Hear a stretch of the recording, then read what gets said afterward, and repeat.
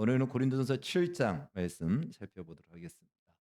통계에 의하면은 우리나라 25세에서 49세, 그러니까 25세에서 약 50세 사이의 남자들, 이때가 이제 결혼하는 그런 나이죠. 그 남자들 중에 결혼하지 않고 혼자 사는 비율이 지금 현재 한 50%에 육박하다라고 통계가 나왔습니다. 물론 여자들은 이거보다는 조금 낮지만 여자들은 한 30, 한 4% 정도 된다고 합니다. 과거에는 결혼하지 않고 혼자 사는 사람을 우리가 독신 혹은 독신주의자라고 이렇게 이야기를 했습니다. 그러나 지금은 결혼하지 않기보다는 결혼할 수 없어서 결혼을 안 하는 경우가 훨씬 많습니다. 예. 과거에는 내가 결혼하지 않겠다 해서 안 했지만 지금은 결혼할 수 없는 상황이다 보니까 결혼하지 않는 경우가 훨씬 많죠. 그러니까 독신주의자는 아닌 거예요. 그래서 요즘 쓰는 말이 비혼주의라고 이런 말을 많이 쓰고 있습니다. 이 결혼율이 낮아지고 또 결혼 연령이 높아지는 이유가 무엇인가라고 했을 때 여러 원인이 있지만 그중에 제일 첫 번째 이유는 경제적 이유입니다. 우리가 알다시피 이것이 가장 큰 아, 원인이다라고 통계에도 나옵니다. 다시 말해 21세기 이 대한민국 우리 현실 속에 살아가는 우리에게 있어서의 결혼의 이 여부, 결혼의 유무, 결혼하느냐 안 하느냐 이 키, 이 가장 중심의 키는 바로 경제라는 것이죠. 경제. 지금은 오늘 우리에게는 경제가 그 결혼의 중요한 키인데 오늘 우리가 살펴보는 고린도전서 고린도 교회에 있어서의 결혼 여부의 가장 중심키는 경제 문제가 아니었고 바로 이원론 사상이었다라는 것입니다. 이원론 사상. 이원론 영주주의라고 말할 수 있는데요. 바로 이것입니다. 영은 깨끗하고 물질, 육체는 악하다라는 거예요. 예. 그러니까 이 우리의 육체가 물질이잖아요. 이 육체가 물질로 구성되어 있으니까 그래서 영혼이 이 악한 육체 안에 있는 육체는 육체의 감옥 안에 살고 있다라고 생각한 겁니다. 그러니까 영은 깨끗하다라는 거예요. 바로 이 사상은 이것이 이제 육체라고 하는 것은 결혼까지도 연관이 되는 거예요. 결혼하면 육체적인 연합이 이루어지기 때문에 바로 이 육체적인 연합, 이 악한 육체적인 연합을 피하는 것이 그것이 우리의 영의 구원을 위한 것이고 영이 자유로워지는 것이 아니냐라고 해서 금욕주의가 그 당시에 유행하게 됩니다. 그것이 이제 그 시대의 사조였고 그 헬라 문화의 큰 특징이기도 했습니다. 그래서 본문 1절에서 바울은 이렇게 말합니다. 너희가 쓴 문제에 대하여 말하면 남자가 여자를 가까이 아니함이 좋으나. 그러니까 고린도 교회가 사도 바울에게 편지를 썼어요. 어떤 편지를 썼냐면 신앙생활을 하면서 교회 생활을 하면서 이런 고민들이 일어났습니다. 이런 문제가 일어났습니다. 결혼 문제, 이혼 문제, 독신 문제, 또 제사의 문제, 재물의 문제, 여러 가지의 문제. 오늘부터 우리가 살펴볼 고린도전서 7장 이후에 나오는 모든 문제는 고린도 교회가 사도 바울에게 문제에 대해서 질문한 것에 대한 바울의 대답입니다. 이런 문제에 대해서 이제 답을 줬는데 그것에 대해서 이제 답을 사도 바울이 편지를 쓴 것이죠. 그중에 한 내용이 무엇이냐면 남자가 여자를 가까이 하는 것이 좋지 않다라고 생각하는데 선생님 어떻습니까? 라고 이렇게 물어보는 겁니다.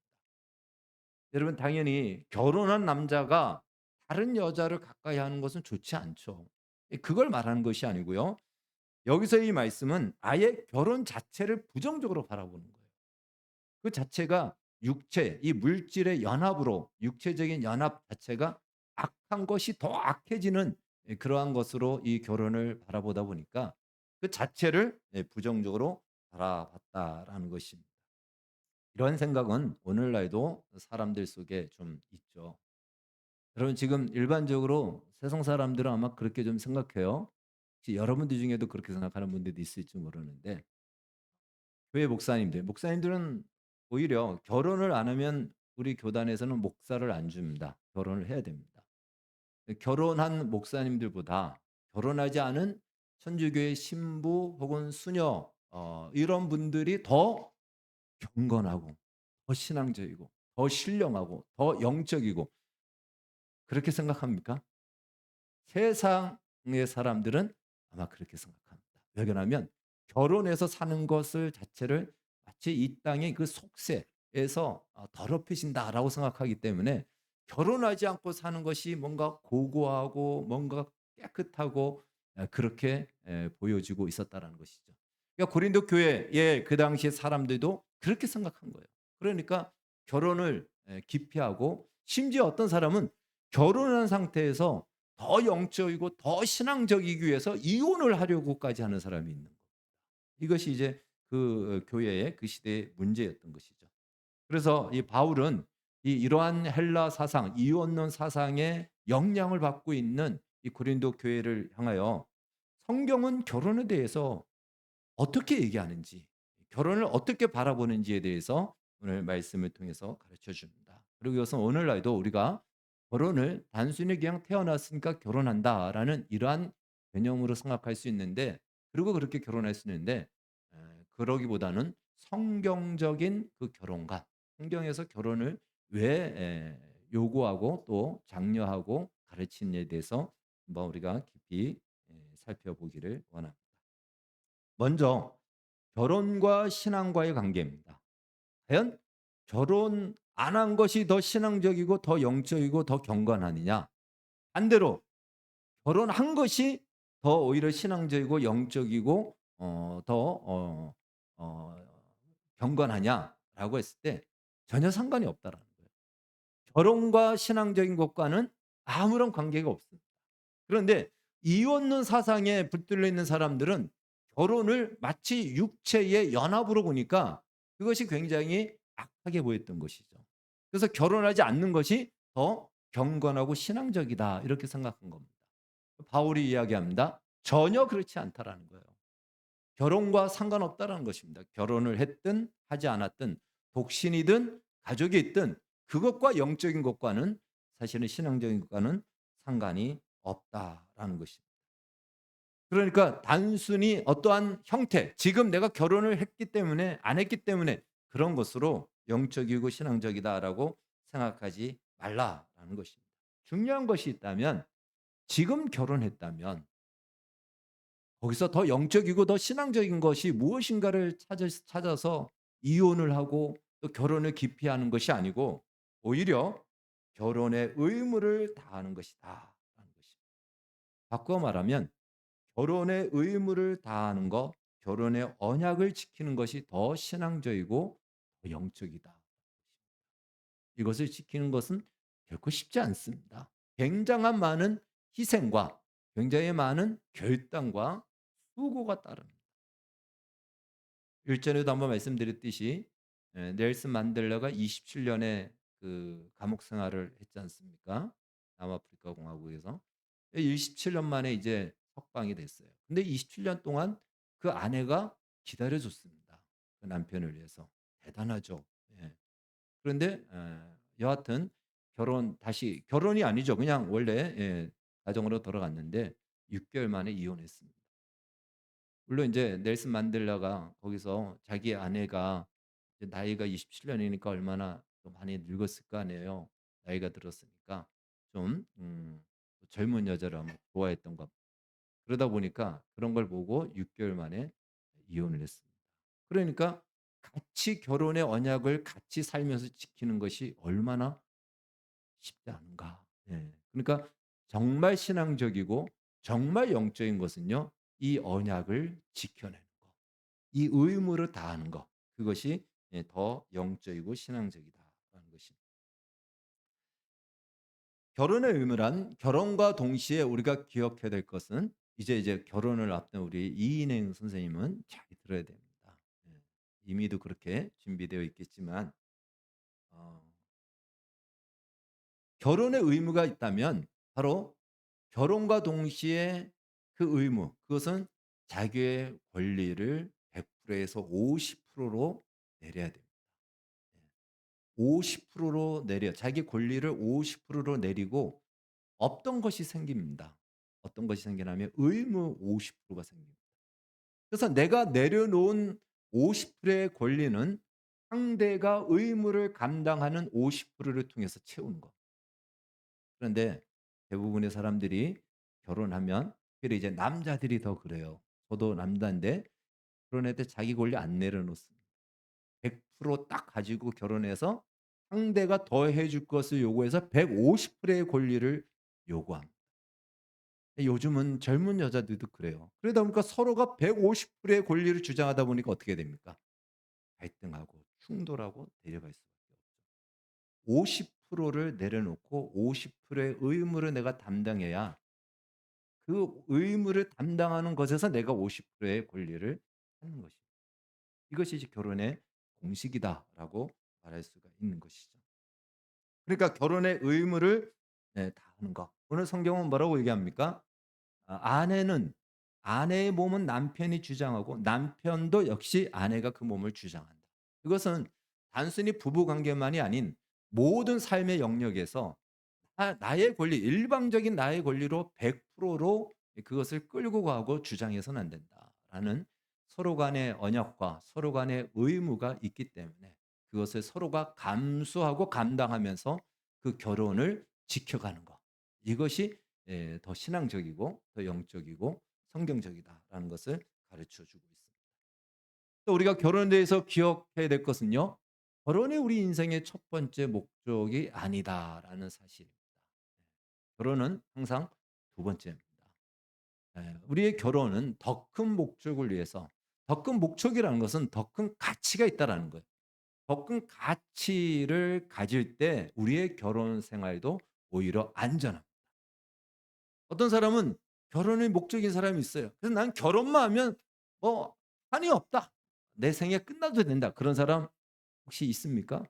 결혼하면 그것은 나의 행복의 극치를 이룰 것이다라고 생각해서 결혼했지만 그런 마음으로 결혼했는데 그것이 최고의 목적인 거죠. 첫 번째 목적으로 삼으면 그렇게 돼요. 그런데 막상 결혼 생활의 현실은 반대의 현실을 펼쳐지면서 큰 충격을 받게 됩니다. 결혼은 우리 인생의 첫 번째 목적이 아니다라는 것입니다. 더 큰 목적이 있어요. 큰 가치가 있습니다. 그것을 위해서 하나님께서는 우리에게 결혼을 허락하고 있다라는 것입니다. 오늘 본문에는 기도할 틈을 얻기 위하여 분방을 허락한다라고 성경은 얘기합니다. 바울은요, 어떤 상황 속에서도 결혼한 부부는 분방해서는 안 된다라는 것이 원칙이었어요. 절대적인 원칙입니다. 어떠한 상황 속에서도 이 분방은 마치 결혼을 깨는 것과 같다 하는 것입니다. 그런데 분방을 허락할 정도라는 것은 결혼의 가치보다 더 중요하고 더 높은 목적이 있기 때문이다라는 것이죠. 그것이 바로 기도할 틈이다라는 것입니다. 이 기도라는 것은 단순히 우리가 기도하는 이것을 말하기보다도 더 큰 목적, 더 큰 가치, 소위 우리가 많이 얘기하죠. 하나님의 영광이라는 바로 이 더 큰 가치와 목적을 위해서 우리의 결혼 생활이 때때로 그 하위에서 그 어떤 수단이 되기도 하고 통로가 되기도 하고 중간 단계가 되어야 된다라는 것을 가르쳐 주고 있습니다. 실제적으로 이것은요. 결혼을 통해서 얻는 행복, 결혼하는 이유가 행복하기 위해서 행복을 얻기 위해서 결혼하잖아요. 근데 그 행복이 그렇게 오래가지 않고 또 그 행복은 정말 상처로 얼룩질 때가 참 많거든요. 근데 더 큰 가치라는 것은 우리가 이 결혼을 통해서 얻는 행복보다 더 큰 행복이 있다라는 거예요. 그리고 우리의 이 결혼의 자리를 이 지위를 지켜주는 것을 이것이 깨어지는 것을 지켜주고 받쳐줄 수 있는 힘이 있다. 그 더 큰 가치와 목적이 없으면 이 결혼은 쉽게 무너지고 깨어질 수 있다라는 것을 알려주고 있습니다. 안타까운 것은 오늘날 이혼율이 상당히 높잖아요. 크리스찬이나 비크리스찬이나 비율이 비슷합니다. 크리스찬이라고 해서 이혼이 적게 하고 그러지 않아요. 비슷하게 나타납니다. 물론 이것은 이제 좀 나이가 이 차이가 있지만 그 통계에 의하면은 사실 우리나라 물론 뭐 통계라는 것은 약 한 뭐 50 살, 60 살까지도 바라보는데 통계로 봤을 때는요. 우리나라도 심각합니다. 지금 두 쌍에 한 쌍이 이혼하는 비율로 나올 정도예요. 그중에 결혼 생활 요즘에는 초기 그러니까 한 1 년에서 약 한 10년 이내가 한 40%를 차지합니다. 굉장히 참 비율적으로 봤을 때 충격이죠. 근데 이것이 크리스찬들도 다르지 않더라는 거예요. 비슷합니다, 비율이. 그 이유가 왜 그럴까?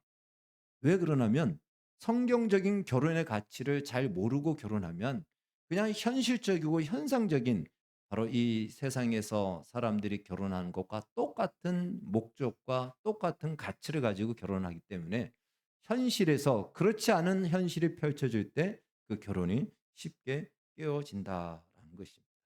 그래서 결혼은 결혼한 당사자들에게도 당연히 행복을 주겠지만 정말 중요한 목적은 하나님의 영광을 위해서 결혼하는 것입니다.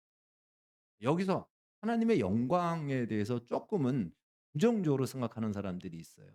아니 결혼이 하나님을 위해서 하나의 어 놀이개라는 말인가? 그렇지 않고요. 하나님은 여러분 꼭 기억하십시오. 모든 일에 있어서 하나님은 우리를 놀이개 삼고 앵벌이 삼고 우리가 뭘 해 줘야 하나님이 기뻐하고 또 우리가 뭘 해 줘야 하나님이 만족하고 그런 분 아닙니다. 하나님은 모든 것이 충분하시고 충만하시고 영광으로 가득 차 있습니다. 하나님의 영광이라고 하는 것은요. 여러 가지로 얘기할 수 있지만 제가 말씀드리는 또 성경에서 알게 된 하나님의 영광은 결혼 생활 안에 하나님께서 심어 놓으신 보물들이 있습니다. 그것은요. 정말 이 땅에서 맛볼 수 없는 가치의 행복들이에요. 근데 그것은 결혼 생활을 통해서만 누릴 수 있는 것들입니다.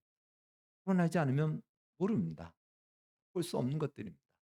그래서 이렇게 썼습니다. 하나님께서 결혼 생활을 통해서만 누릴 수 있는 행복과 가치를 심어 놓은 것을 찾아 드러내는 것이 하나님의 영광이다. 이것은 보물과도 같은 거예요. 그래서 그 보물을 찾아내는 거예요. 여러분 보물을 하나씩 찾을 때마다 얼마나 기쁩니까? 얼마나 즐겁습니까? 결혼 생활 안에서 하나님은 이 보물들을 심어 놓으셨는데 숨겨 놓으셨는데 결혼 생활을 통해서 그것을 찾아내는 것이 하나님의 영광입니다. 보물을 찾기 위해서는 뭐가 필요하죠? 보물 지도가 필요해요. 그래서 보물 지도를 따라서 보물을 찾으러 가는 것이 옛날에 많이 우리 또 뭐 동화에도 있고 영화에도 나오지 않았습니까? 이 결혼 생활 안에서의 하나님의 영광 보물은 무엇일까요? 하나님이 정해 놓으신 결혼 생활의 지침을 따라서 살다 보면 그 안에 하나님 영광의 보물을 발견하게 된다. 이건 결혼 생활을 하지 않고서는 결혼 생활 안에 아까 말씀드렸죠. 서로의 의무를 감당하고 또 성경에서 우리에게 가르쳐 주고 있는 오래 참고 기다려 주고 사랑하고 그때 누릴 수 있는 그때만 가질 수 있는 보물들, 영광들, 기쁨들이 있다라는 거예요. 그것이 하나님의 영광이지. 하나님의 영광을 위해서 우리가 뼈빠지게 일을 하라. 이런 개념이 아니다라는 것입니다. 그러니까 결혼은 하나님의 영광을 위해서 허락되어진 정말 귀해라는 것입니다. 이 더 큰 목적을 우리가 가져야 된다라는 것입니다. 자, 그러면 이제 이 결혼 생활을 통해서 이 하나님의 영광이 어떤 것들인지 그 구체적인 내용을 하나씩 한번 살펴보겠습니다. 이것을 결혼의 유익이다. 제가 이렇게 좀 제목을 달았습니다. 첫 번째는 우리 같이 한번 읽겠습니다. 시작. 복음의 비밀을 알게 된다. 바울은 고린도전서 외에도 다른 성경에서 이 결혼의 이 비유를 자주 들었습니다. 그중에서 에베소서 5장에는요. 이 결혼 부부의 관계를 통해서 복음을 설명했습니다.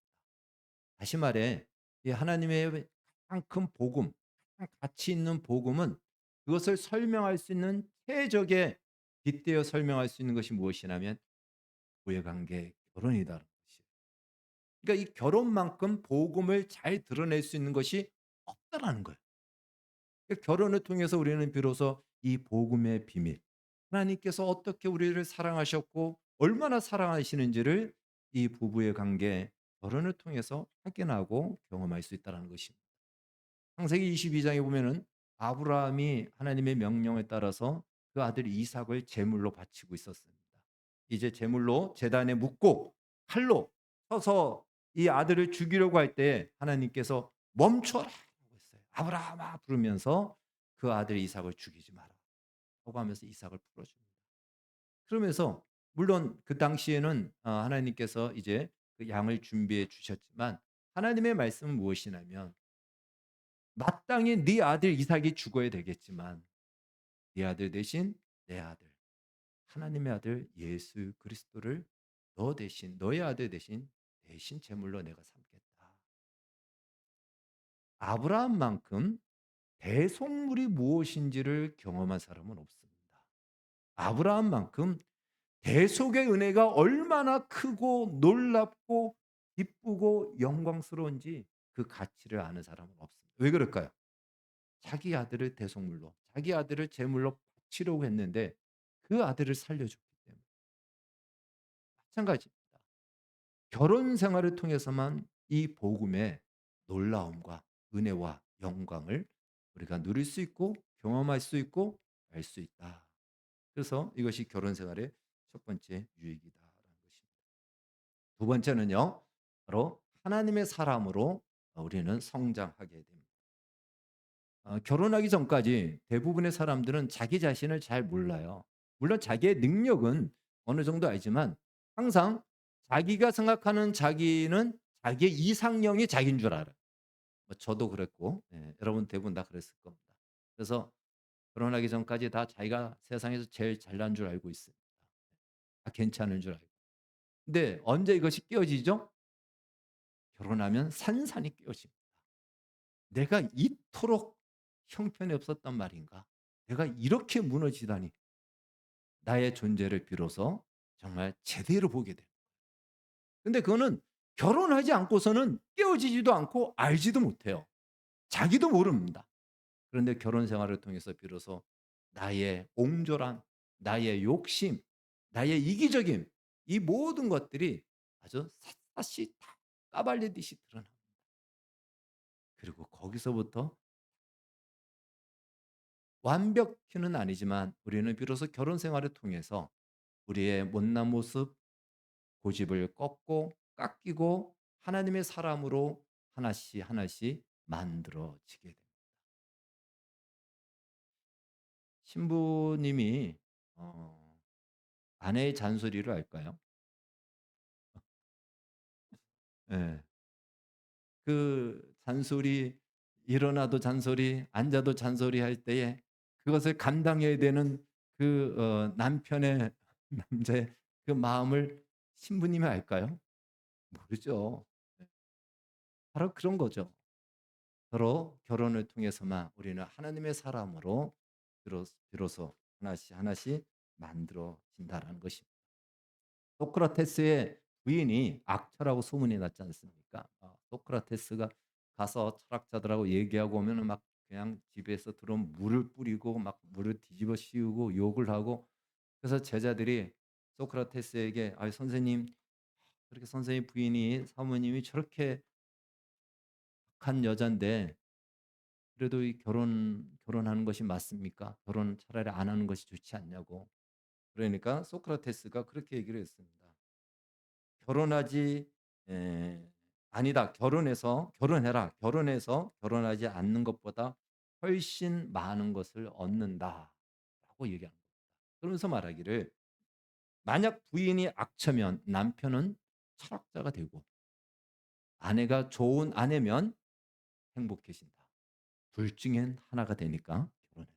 이런 말을 했다고 합니다. 결혼 생활은 결코 쉽지 않습니다. 그런 결혼 생활을 30년, 40년 지금 유지해 간다라는 그런 분들 정말 우리가 존경해야 되고요. 또 하나님의 은혜다라고 이렇게 우리가 고백할 수밖에 없습니다.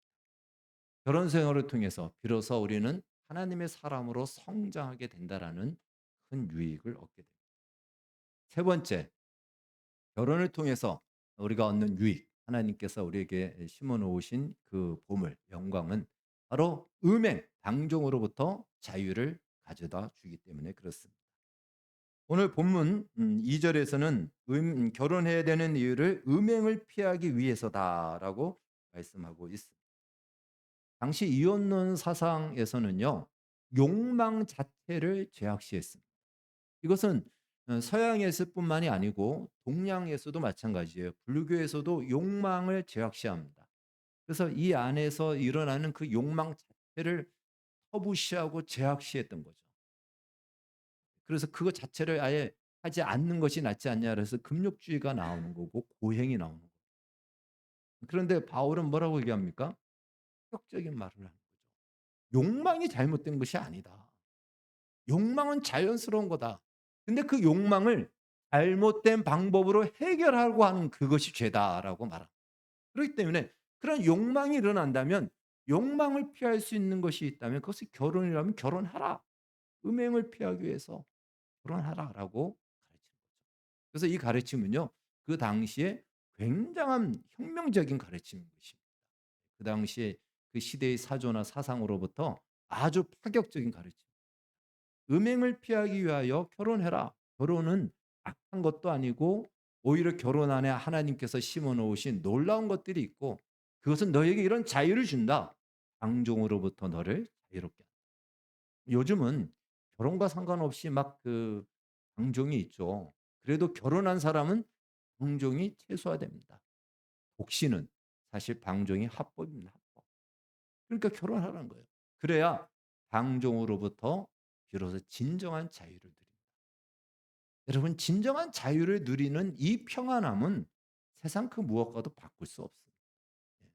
우리가 평안하지 않는 이유가 무엇이냐면 우리도 모르는 사이에 사실은 죄를 우리가 먹고 살기 때문에 그래요. 그래서 우리 안에 평안이 없는 거예요. 죄를 짓지 않는 이 자유, 이 기쁨과 이 행복. 나아가서는 의를 행할 때의 그 기쁨은 말할 수 없는 기쁨. 그래서 결혼은 우리로 하여금 이 음행, 방종으로부터 불안과 두려움과 참 우리 스스로의 죄책감 속에 살던 우리를 자유롭게 해 준다라는 것입니다. 네. 그다음에 네 번째는 외로움으로부터 자유를 가져다 준다라는 것입니다. 혼자 사는 것이 익숙한 사람은 외로움, 고독에도 익숙하죠. 익숙하다라고 얘기합니다. 그러나 사실은 적응할 뿐이지 외로움과 고독은 피할 수가 없습니다. 혼자의 시간이 길어지면 우리 중에도 혼자 사시는 분들이 이제 어쩔 수 없이 많이 있잖아요. 나도 모르게 혼자만이 가지는 특징들이 있어요. 그러면 누군가가 그 혼자의 시간에 들어오는 것을 참으로 굉장히 힘들어합니다. 그걸 가지고 세상에서는 히스테리적인 모습으로 나타나기도 합니다. 혼자는 음 어쩔 수 없이 우리가 혼자서 사는 경우가 바울도 사실은 혼자 살았습니다. 이 바울에 대한 이야기를 마지막에 좀 하도록 하겠습니다. 하나님께서는 아담의 독처하는 것이 좋지 않아서 이제 아담의 짝을 만들어 주셨죠. 그래서 그 하와를 만들어 하나님 앞에 아담 앞에 이끌어 왔을 때 아담은 "내 뼈 중에 뼈요 살 중에 살이로다." 하면서 "내 짝이다."라고 그렇게 고백을 한 것입니다. 인간에게 있는 고통이 다 고통스럽지만 그중에 정말 견딜 수 없는 고통 중에 하나가 외로움입니다. 고독의 고통이라는 것이에요. 이것은 정말 무엇으로도 어떻게 해결할 수가 없는 거예요. 저희 어머니도 시골 분이시고 평생 이렇게 살가운 말을 한 적이 없어요. 그런데 이제 나이가 드시고 혼자서 오래 생활하시니까 "외롭다."라는 표현도 하시고요. "보고 싶다." 이런 말씀을 하세요. 예. 그 외로움은 무엇으로도 참아낼 수 없고 그것을 채울 수 있는 것이 없기 때문에 그렇습니다. 그래서 결혼은 바로 이 외로움으로부터 자유를 주는 거죠. 함께하는 한 사람이 있다라는 것이 얼마나 큰 힘과 용기와 의욕을 우리에게 가져줍니다. 다섯 번째, 이제 마지막 다섯 번째 이 결혼은 우리에게 허물로부터 자유를 가져다 준다. 젊었을 때는 몰라도 나이가 들어가면서 점점 '인생이 이건가? 내가 이러려고 살았나?' 하는 그런 허무감을 누구나 다 가지게 됩니다. '내가 그동안 열심히 산 것이 결국 이걸 무엇 때문에 이렇게 열심히 살았지?' 하는 그런 그 허무감이 우리에게 밀려올 때가 있습니다. 그런데 결혼하여 가정을 가지고 배우자가 생기고 자녀를 낳는 것 그것은 내가 살아가야 될 이유도 되고 살 수 있는 또한 힘과 이유도 되는 것입니다. 혼자라면 포기했을 것을 가족이 있기 때문에 포기하지 않고 살아낼 힘을 가지게 되는 것이죠. 그리고 그것은 결코 헛되다, 허무하다는 마음이 안 들어요. 왜 그럴까요? 네.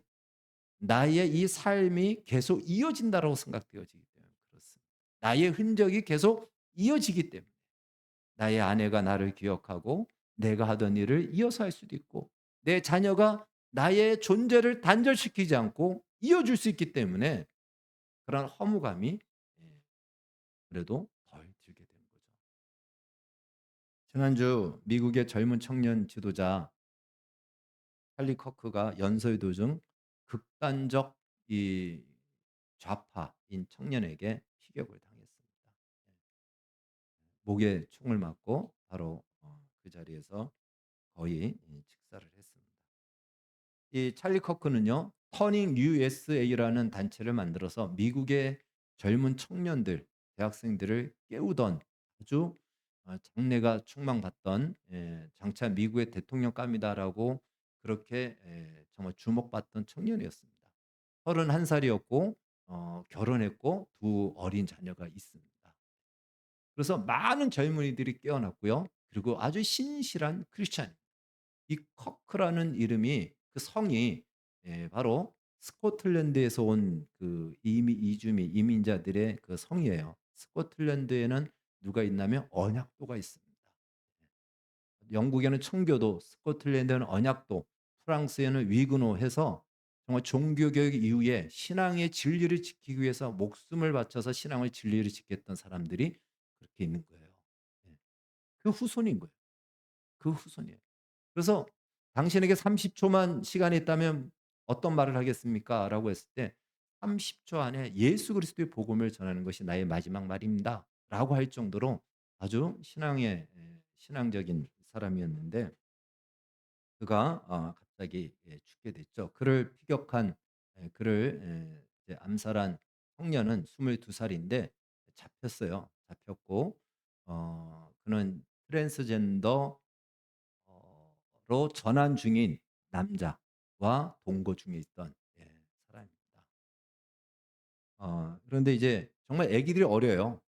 아기들 어린데 이 아내인 아내의 이름이 아내가 어제 이런 연설을 했습니다. 에스카 커크인데 남편의 일을 자기가 맡아서 하겠다. 여전히 이 터닝 USA를 이끌고 대학을 다니면서 젊은이들을 깨워 남편이 하던 그 일, 결코 이 거짓된 이 사상에 항복하지 말라는 그 말을 이어서 그 사역을 이어가겠다라는 이 고백을 했습니다. 그러니까 바로 우리가 나 혼자라면 모르는데 가족이 있다라는 것은 바로 단절되지 않고 허무하지 않고 결실과 이어간다라는 것입니다.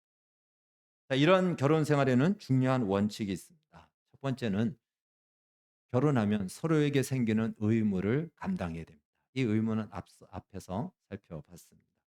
두 번째는요, 서로 분방하지 말아야 된다라고 얘기합니다. 오늘 본문은 특별히 작정하여 기도하는 시간 외에는 별거하지 말라라고 말씀하고 있습니다. 왜 그러냐면 별거하는 그 사이에 힘이 생겨서 마귀는 그 틈을 타고 들어오기 때문에 그렇습니다. 참 사람의 감정이라 것은 그래요. 사랑하면 함께 있지만 함께 있어도 묘한 감정이 일어납니다. 그렇기 때문에 별거하게 되면 다른 누군가와 함께하다 보면은 그건 틈이 생기고 그것은 마귀로 기회를 주는 것이다. 그래서 이 원칙을 철저하게 지키라라는 것입니다. 이외에도 사실 결혼 안에 심겨 놓은 참 많은 하나님의 은혜가 있습니다. 이렇게 좋은 결혼을 어떤 신앙적인 이유로 거부하고 외면한다는 것은 이것은 아주 바람직하지 않고 잘못된 것이다라는 것입니다. 그래서 결혼한 사람은 결혼한 상태 그대로 있으면서 의무를 다하라고 바울은 오늘 가르쳐 줍니다. 그러나 바울은 이야기합니다. 모든 사람이 다 결혼하는 자리에 다 서야 되느냐? 꼭 그렇지는 않다. 바울은 자신은 독신으로 살았습니다. 독신으로 살았어요. 하나님은 나를 독신으로 부르셨고 독신으로 부르는 자들도 있다라는 거예요. 그러니까 독신이어서 더 신앙적이고 결혼해서 더 신앙적이고 그렇지 않다라는 것입니다. 하나님의 부르심은 결혼은 결혼의 자리가 있고 독신은 독신의 자리가 있다. 그 독신을 통해서 하나님께서 받으시는 영광과 사도 바울은 오히려 그 사역을 위해서 이 독신이 얼마나 더 유익하고 사용되어지는 줄 아느냐. 나는 오로지 하나님을 기쁘시게 하는 것만 생각한다. 그러나 결혼한 사람은 어떻냐? 아내를 기쁘게 하기 위해서 자식을 기쁘게 하기 위해서 남편을 기쁘게 하기 위해서 우리의 그 기쁨의 생각이 나눠지지 않냐. 혹시는 나는 오직 하나님의 기쁨만을 생각하며 산다. 네. 그러니 무엇이 더 낫다, 무엇이 더 좋고 무엇이 더 옳고 그렇지 않다는 것입니다. 각각의 부르심이 다르다. 그러니 그 부르심 자리에서 하나님께서 그 부르심 안에 심어 놓으신 하나님의 영광을 드러내기 위해서 그 책임과 그 의무를 다하면서 우리 각자의 인생을 통해서 하나님의 뜻이 이 땅 가운데 이루어지도록 하나님의 영광이 이루어지도록 너희의 자리를 지키라. 이것이 고린도 교회를 향해서 오늘 우리에게 주시는 교훈임을 믿고 우리 결혼을 앞에 두고 있는 또 앞으로 해야 될 우리 젊은이들 또 결혼 생활을 하는 분들 이미 결혼 생활이 끝났지만 우리의 자녀들을 통해서 이 결혼 생활이 그렇게 하나님의 영광이 드러나는 결혼이 되어지기를 기도하시고 나아가는 우리 모두가 되기를 주의 이름으로 축원합니다. 기도하겠습니다. 하나님 감사합니다. 우리를 결혼의 자리로 부르시기도 하고 때때로 독신의 자리로 부르시기도 합니다.